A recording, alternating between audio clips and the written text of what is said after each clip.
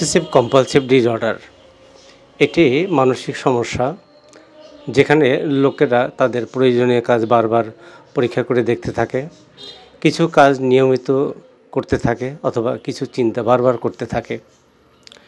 এ ধরনের লোকেরা তাদের চিন্তা বা কাজকর্ম কিছু সময় পর্যন্ত বারবার করা থেকে বিরত থাকতে পারে না বা তাদেরকে নিয়ন্ত্রণ করতে পারে না।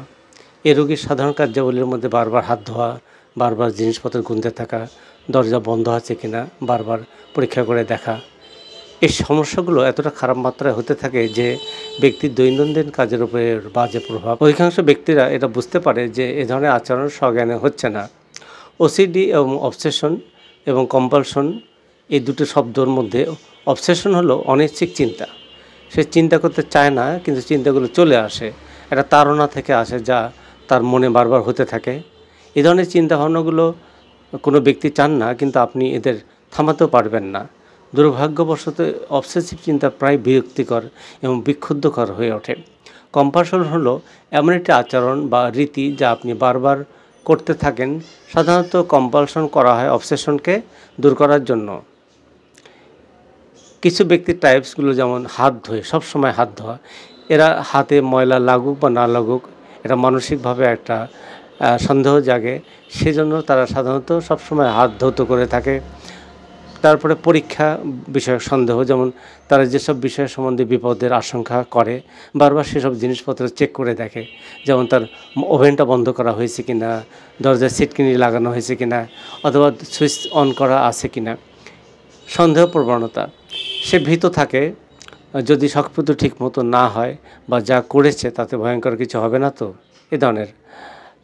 তারপরে তারা অনেক সময় কিছু কিছু জিনিস আছে, অপ্রয়োজনীয় জিনিসগুলো বাইরে ফেলে দেয় না, সেগুলো জমা করে রাখে, কারণ তারা মনে করে যে এই জিনিসগুলো বাইরে ফেলে দিলে অমঙ্গল যদি কিছু হয়, যদিও সেই জিনিসগুলো তার প্রয়োজনীয় নয় বা ব্যবহারের জন্য নয়।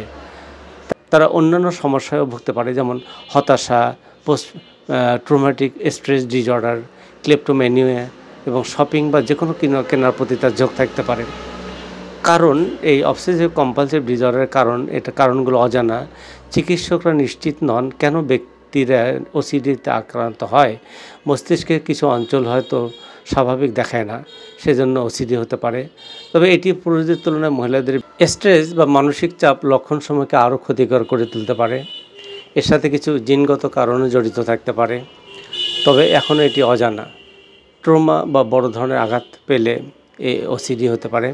বাচ্চারা শারীরিক বা মানসিক কোনো যৌন নির্যাতনের শিকার হলেও হতে পারে। এর যে লক্ষণগুলো রয়েছে, আপনার যদি অবসেসিভ চিন্তাগুলো আসে বা মনে যে চিন্তাগুলো আসে বা কম্পালসিভ আচরণ যদি করেন, তার মানে এই নয় যে আপনার ওসিডি আছে। ওসিডি থাকলে এই চিন্তা বা আচরণগুলো ভয়ানক পীড়াদায়ক হয়ে ওঠে, বহু সময় পর্যন্ত থেকে যায় এবং আপনার দৈনন্দিন জীবনযাত্রা সম্পর্কের ক্ষেত্রে খারাপ প্রভাব পড়ে। বেশিরভাগ ওসিডিতে আক্রান্ত ব্যক্তিদের অবসেসিভ কম্পালসিভ উভয় সমস্যাই থাকে, তবে কারো কারো ক্ষেত্রে শুধু একটি সমস্যাই থাকে।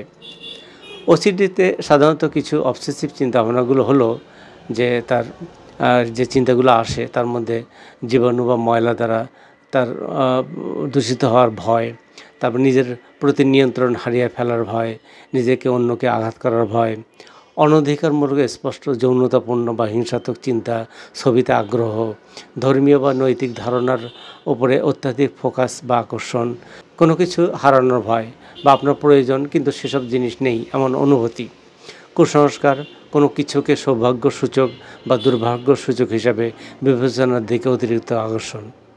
ওসিডির সাধারণত কিছু কম্পালসিভ আচরণ হলো যেটা ঘটনাটা ঘটায় ফেলে।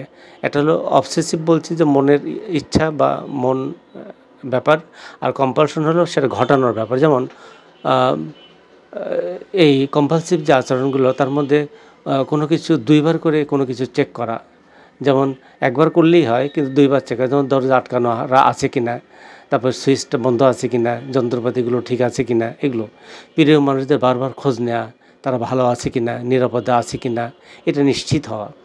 উদ্বেগ দূর করার জন্য সংখ্যা গুনতে থাকা, টোকা মারতে থাকা, কোনো শব্দ পুনরায় পুনরায় বলতে থাকা অথবা অন্যান্য অর্থহীন কাজ করতে থাকা, কোনো কিছু বারবার ধৌত করা, পরিষ্কার করার পিছনে অধিক সময় ব্যয় করা, এখনই কোনো কিছু আয়োজন করা বা আদেশ করা, ধর্মীয় ভয়ে ক্রমাগত প্রার্থনা করতে থাকা, ধর্মীয় রীতিনীতিগুলো মানতে থাকা, আবর্জনা জাতীয় জিনিস যেমন পুরনো পত্রি বা খালি কন্টেনার সংগ্রহ করা।